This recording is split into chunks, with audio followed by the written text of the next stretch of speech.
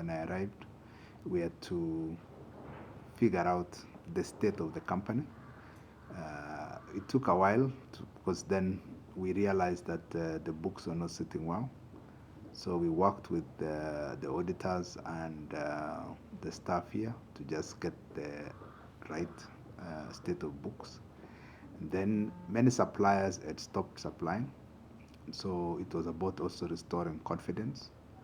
And once we knew that the company was not sitting well financially, we then crafted a rescue plan. Initially, we wanted to open a few more stores, but we have prioritized now the franchising. Uchumi is going to go into franchising big time, and we hope to open our first franchisees latest September. So anytime within September, we will then start rolling out our first franchisees, and we hope that will be the new model, because what we want is to have relationships with existing retailers. What they benefit from us modernizing them, and being part of our supply chain, and the gain they make is they will get goods at the lowest possible price, and they upgrade their operations. So it's a win-win, and we believe that's the best model for a market like Kenya, and which has become very successful. Now in Kenya, we will not go to those sites that we closed. No. Okay? Because they were the wrong sites. Remember, in retail, location is everything. So we have already identified different locations on where Uchumi will locate its stores. So it is already decided. We are not going back to those locations. We will go for different locations.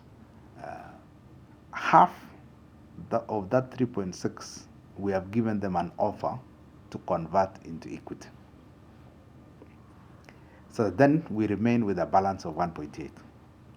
Now we believe that with a balance of 1.8, we can significantly pay off with the money from government and the money from the asset sales. Because part of the asset sales will pay the banks, okay, and then part of it will pay suppliers. So that is the way we are working on. Are we going to see ourselves back to Uganda and Tanzania? Yes, we will go back, but not immediately. We must stabilize Kenya first, because it's a parent. You can't fly to neighboring countries when the parent is weak. So we must strengthen Kenya first, and then once Kenya is strengthened, so we are in discussions also with governments. This thing has already reached intergovernmental level, and we are in discussion with the government on how to re-engage our operations in Uganda and Tanzania. The neighboring countries desire for Uchumi to be back, okay, as part of also growing and modernizing their retail and wholesale markets. So let's cross our fingers. We'll get there, but not immediately. We must stabilize Kenya first. We need, first of all, to understand the market structure. Not everybody goes to a shopping mall.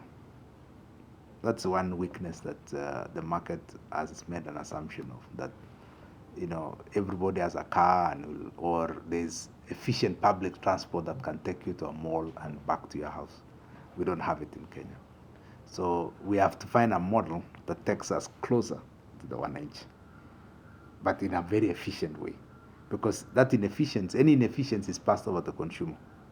So if we can modernize retail and put it closer to where the people are, then it works. So shopping centers, not malls, within estates is the way to go. And if I go to Buruburu, that shopping center, so somebody can walk. If you're in Buruburu phase 4, you can just walk to the shopping center, pick whatever items, and then come back. Because remember, not everybody has a car, okay, and not everybody. There's no train system worth talking about that can take you to your estate. So you can't have heavy lifting shopping and go to your estate. It's very difficult. Let's say if you are living in Jerusalem, how do you pick goods, say, worth 5,000 in Matatu? It's very difficult. So that is where the challenge is. So we need to understand those dynamics in the market and how do we align ourselves as retailers to those dynamics.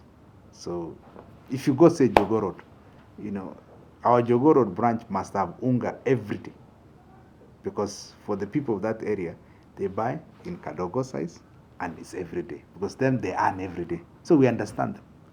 So that is one thing that retailers must always understand, the market dynamics and how to serve that market with those dynamics.